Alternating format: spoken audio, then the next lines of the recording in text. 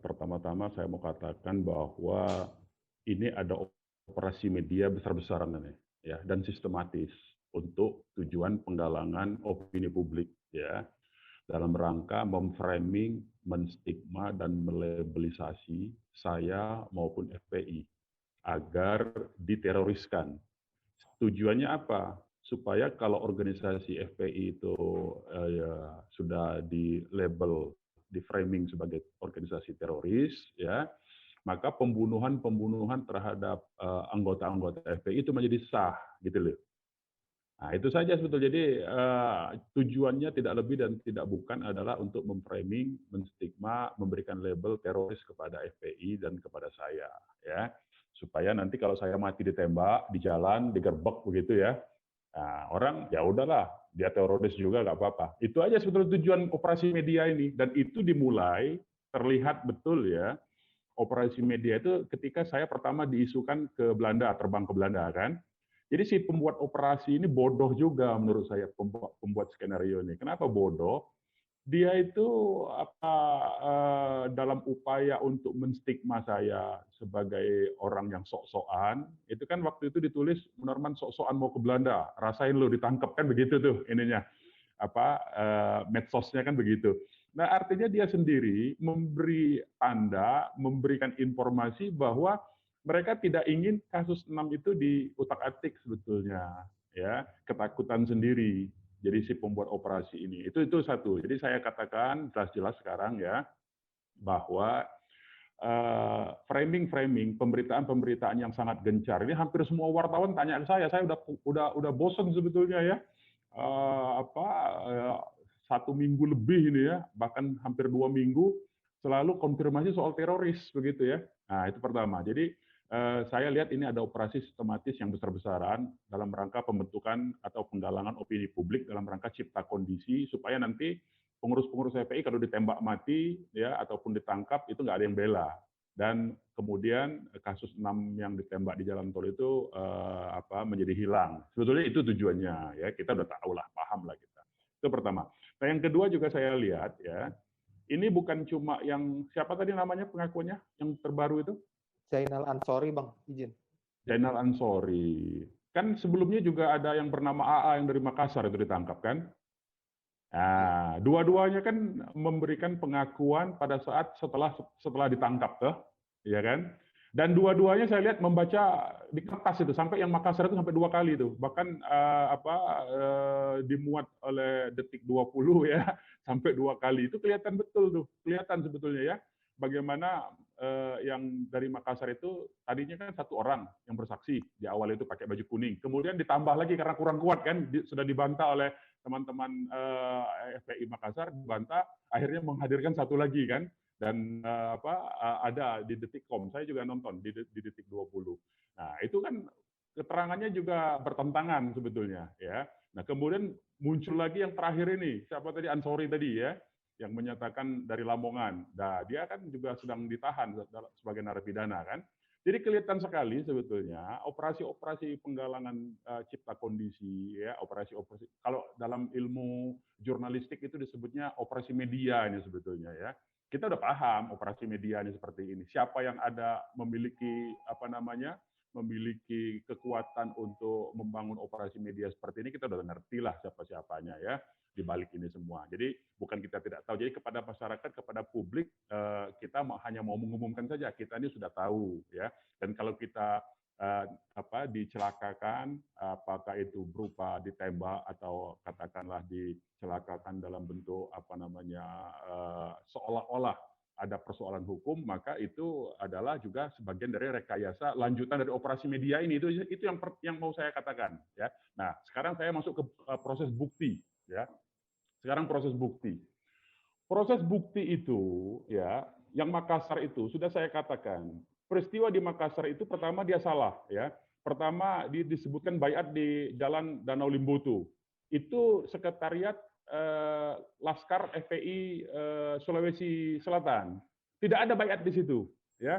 Nah, itu kan dikoreksi oleh keterangan yang kedua berikutnya oleh yang ditangkap di Makassar itu kan. Nah, jadi dia salah pertama itu sebetulnya. Nah, Yang kemudian terjadi itu disebutkan dikoreksi adalah di pondok pesantrennya Ustadz Basri almarhum. Ya, dua-dua kegiatan itu. Jadi saya mau cerita Makassar dulu sebelum yang menanggapin yang Lamongan ya. Dua-duanya itu. Yang Makassar itu saya diundang oleh pengurus FPI, ya, oleh pengurus kelaskaran FPI Sulawesi Selatan pada waktu itu tahun 2015, ya. Itu dalam rangka seminar, ya. Karena pada waktu itu ISIS itu baru muncul, karena kan ini kaitannya dengan kondisi Suriah. Jadi ini perlu urut nih, masyarakat ini mesti tahu tuh. Suriah itu terjadi konflik 2011. Nah, di 2011 itu belum ada itu ISIS. Baru kemudian pertama kali yang terjun ke situ adalah Al-Qaeda, ya, kemudian membentuk Jabhat Nusra, kemudian setelah 3 tahun terjadi perpecahan antara Jabhat Nusra dengan orang-orangnya. Kemudian orang-orang itu keluar membentuk ISIS kemudian, ya. Itu setelah tahun 2014-2015, ya.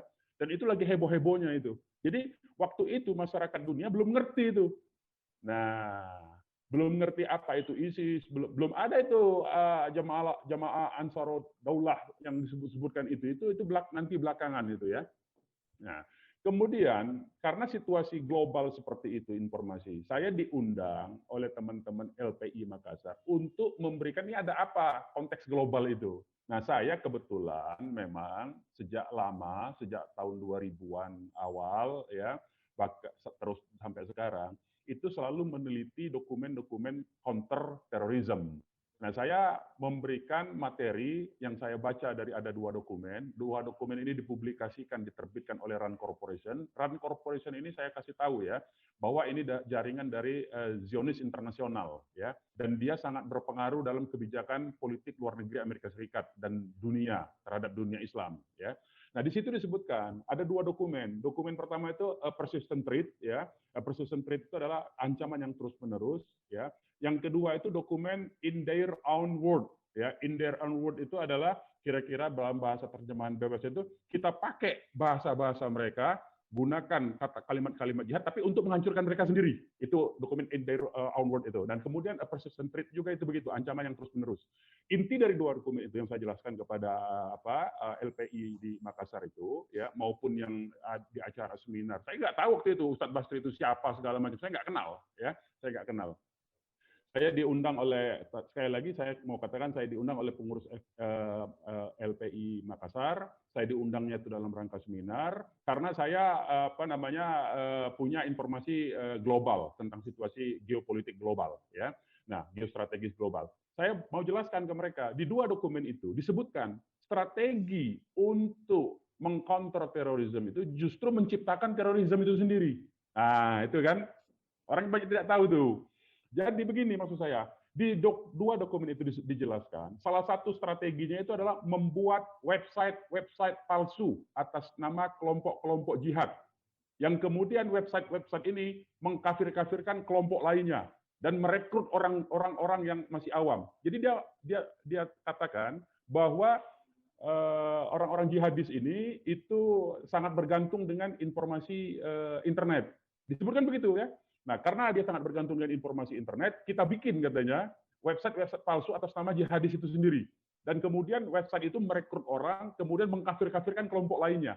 Nah, saya mau kasih tahu itu sama orang-orang Makassar itu, sama orang-orang Sulawesi Selatan yang berkumpul di Makassar itu. Saya katakan, Anda harus hati-hati, saya bilang. Bisa jadi yang Anda ikuti itu justru adalah pihak yang ingin menghancurkan Islam sendiri. Seolah-olah keras, seolah-olah dia paling jihad, ternyata dia untuk mengadu domba antar umat Islam. Itu inti dari yang saya terangkan dalam seminar itu. Nah, urusan kemudian setelah itu mereka berbahaya bukan urusan saya dong.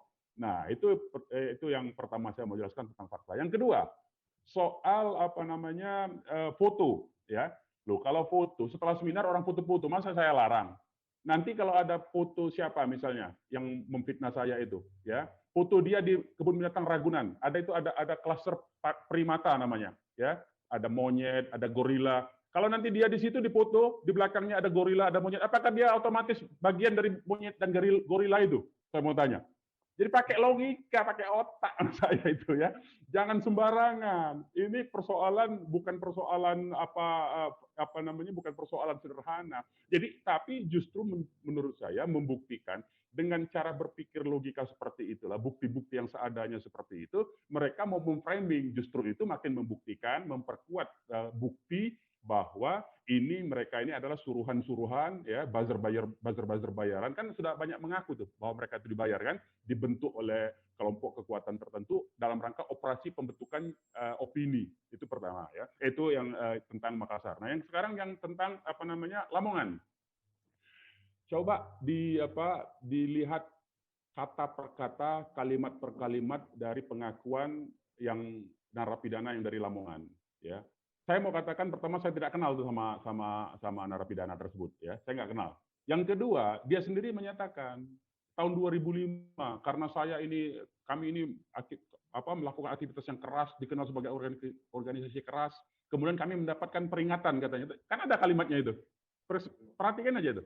Ada kalimatnya. Kami mendapatkan peringatan. Itu bukan sekedar peringatan, dibekukan, mereka dikeluarkan dari FPI. Jadi nggak ada hubungan lagi. Dia mau kemana, dia mau jadi personil kerajaan Majapahit, mau jadi tentaranya kerajaan Sriwijaya, urusan dia itu, bukan urusan kita, ya. Karena dia sudah berhenti. Itu tadi kalimatnya. Perhatikan saja tuh, putar saja ulang nanti. Konfrontatifkan dengan pernyataan saya yang dia menyatakan 2005 karena terlalu keras kami mendapatkan peringatan. Bukan diperingatkan, saya mau katakan itu dibekukan, dan dibekukannya itu sebelum saya masuk ke FPI. Saya ini jadi pengurus FPI baru 2009. Saya udah nggak ada itu orang itu sudah nggak ada, ya. Saya sudah tidak kenal sama orang itu, ya. Nah, jadi kalau orang itu dikait-kaitkan ngaku-ngaku sebagai amir amir jemaah Ansarud Daulah ya, itu urusan dialah ngaku-ngaku begitu. Jadi, karena itu tidak ada kaitan sama kita ya. Nah, kemudian dia juga menyatakan 2014 kemudian dia kenal dengan Ustadz Basri. Lah berarti kan sudah jauh. Dia sendiri sudah dikeluarkan dari FPI sebelum 2008 kalau saya tidak salah. Karena waktu saya 2009 jadi pengurus FPI sudah nggak ada tuh orang. Ya. Nah, jadi sudah tidak ada kaitan. Tapi membuktikan lagi-lagi ketololan, kebodohan, kedunguan si penulis skenario. Lihat aja dia selalu membaca tuh kan orang itu kan. Dia selalu melirik apa yang dituliskan kan, begitu. Nah, kalau dicermati satu persatu, itu orang sudah tidak ada hubungan dengan FPI, ya. Dia mau jadi apa urusan dia, tidak ada lagi urusan dengan FPI. Orang dia sudah dikeluarkan, FPI Lamongan sudah dibekukan, sampai hari ini sudah nggak ada tuh FPI Lamongan tuh. Sampai hari ini sudah nggak ada, ya. FPI Lamongan itu sudah nggak ada, ya. Nah, jadi itu yang bukti-bukti yang saya mau katakan bahwa inilah ya menunjukkan, membuktikan operasi media ini gencar sekali. Ini sepertinya nggak akan berhenti nih operasi media ini. Akan terus berlanjut sampai saya ditembak mati atau saya masuk penjara tuh kelihatannya itu, ya. Nah, ini memang tujuannya sebetulnya. Nah, jadi saya mau katakan saja ya kepada seluruh masyarakat bahwa ini betul-betul operasi media skenario. Masyarakatnya sudah paham lah, ya. Nah, saya ingatkan ya, cara-cara kotor begini ini harus dihentikan. Kalau mau menegakkan hukum itu mbok yang jujur, yang adil, yang fair, ya berkemanusiaan yang adil dan beradab. Tuh lihat tuh Ustadz Maher, ya. Karena penegakan hukumnya tidak jujur, dia wafat tuh dalam penjara. Mestinya orang sakit itu proses hukumnya dihentikan, diobati, nggak boleh diterus-teruskan, ya. Nah, jadi itu sebagai salah satu contoh penegakan hukum yang tidak berperi kemanusiaan dan tidak beradab, itu melanggar Pancasila itu, ya. Jadi jangan nuduh-nuduh orang, jangan membangun skenario, ya. Apalagi pakai buzzer-buzzer yang otaknya nggak ada itu, ya. Itu makin terlihat kebodohan, ketololan, kedunguan, dan kegoblokannya itu, ya. Saya mau katakan kegoblokannya makin ketahuan nanti, ya. Nah, silakan, tolong saya minta untuk tidak diedit ini, biar aja konfrontasi saja.